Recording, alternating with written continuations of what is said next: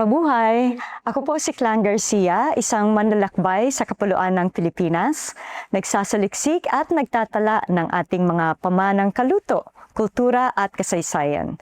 Ako rin po ang Philippine Ambassador ng World Food Travel Association. This is Virtual Central Rizal Educational Series.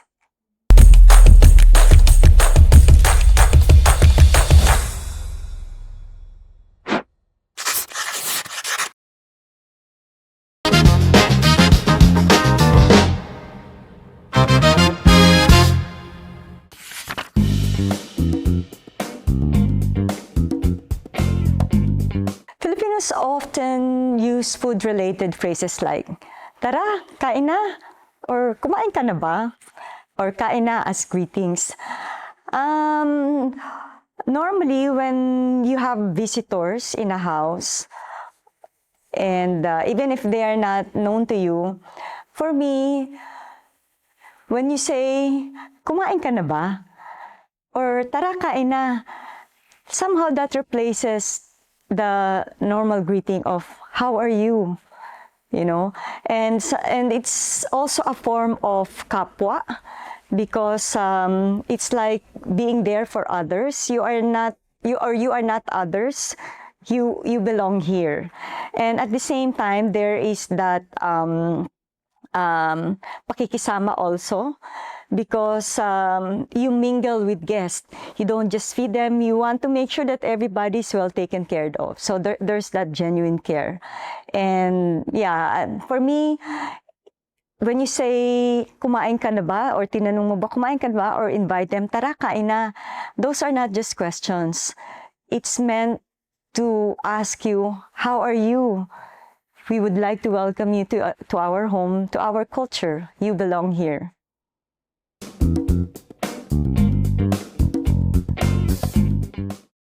The concept of merienda is very important in the daily lives of Filipinos, because in the Western culture, you have that standard 3 meals a day. But if you're in the Philippines, we break that. We make our own rules, because there will always be some breaks. So you have that mid-morning break around 10 a.m. in between breakfast and lunch, and then you also have the afternoon, about 3 to 5 p.m. in between lunch and dinner. So that one, it also speaks volume of Filipino culture. We eat small meals every day, so maybe that's what you'll see in health books right now, recommending it's important to eat small meals, frequent small meals, and that has been our way of life for the longest time. And at the same time, merienda is also a culture for a social pause, gathering maybe among your peers, among your friends or workers, co-workers, na, "Oh, break muna tayo." And then when you have merienda, normally don't eat by yourself. You always do that with your barkada or yung mga kasama mo sa opisina. And it's also a way of catching up with others, especially if you're busy with work. So that's a way of balancing sanity also if you have workload.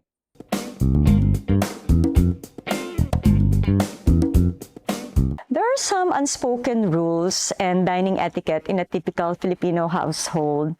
I remember when I was young, my lolo, whenever it's his birthday, it's a big celebration, and my lola will always prepare the food.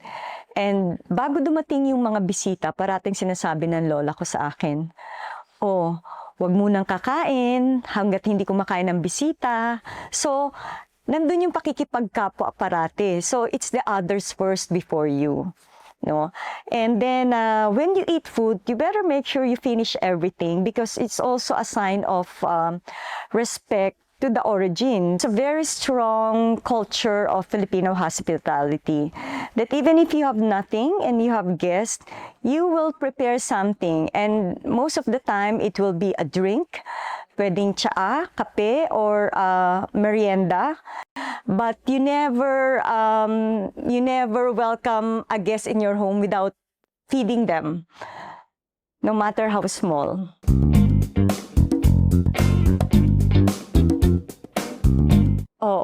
yung last piece syndrome na yan. Parating ang pinag-uusapan. What is the last piece syndrome?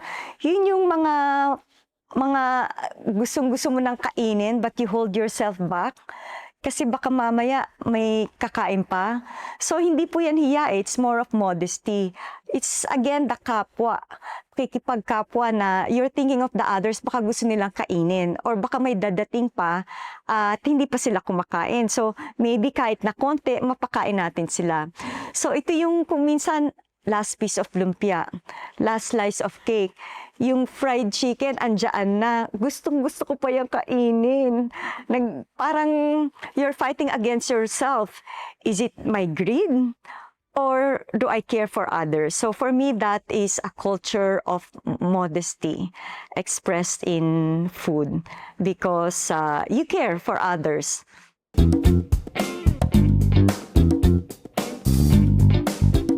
You know, in the culture of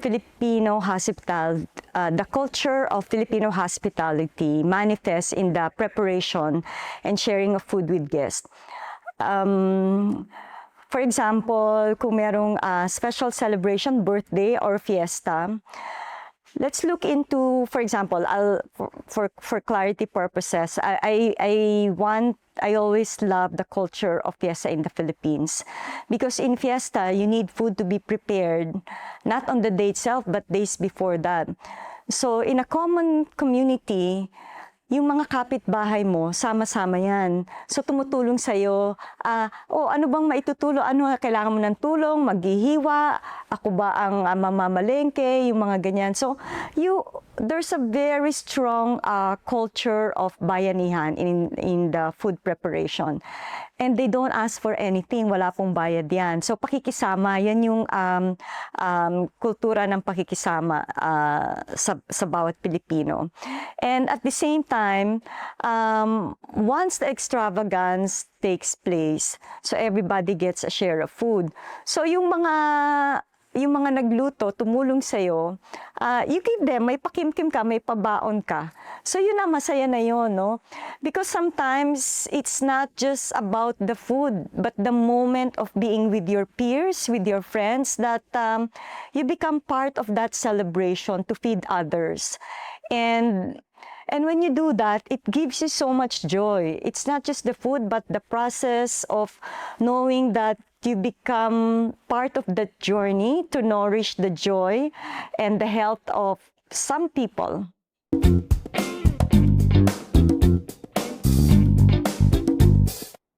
So when your lola, when your mother or anyone who cooks in the kitchen, that by itself, it's a language of love. So, kung minsan, simpleng tanong lang yan eh. Halimbawa, if you have a friend from afar or relatives, kung minsan sa gabi, magte-text ka, kumain ka na ba? Hindi lamang yung tanong eh. It's a question of care, you know, like asking, it's an emotional connection that somehow translates that, how are you? I care for you. No, translated in the language of food. And that language of food is a language of love. It's a language of care. And then, in a Filipino culture, may kita natin yan eh. Kung halimbawa, ang lamesa parating may pagkain, kahit na maliliit, and parating may nagluluto sa bahay. Maybe it's not well-spoken, but the act of it, knowing that your parents, your grandparents prepare something, is that they care for family members at parating may pasobra just in case nga may bumisita, maipapakain ka. At yung mga bisita yan kung minsan kapitbahay or yung mga kamag-anak or kasi nga, you know, in one community normally magkakilala kayo. So, kung walang pagkain yung isa, o punta ka lang dito. So, by itself, that is food is a language of love. Parating may pasobra to make sure that when someone goes to your house, may papakain ka.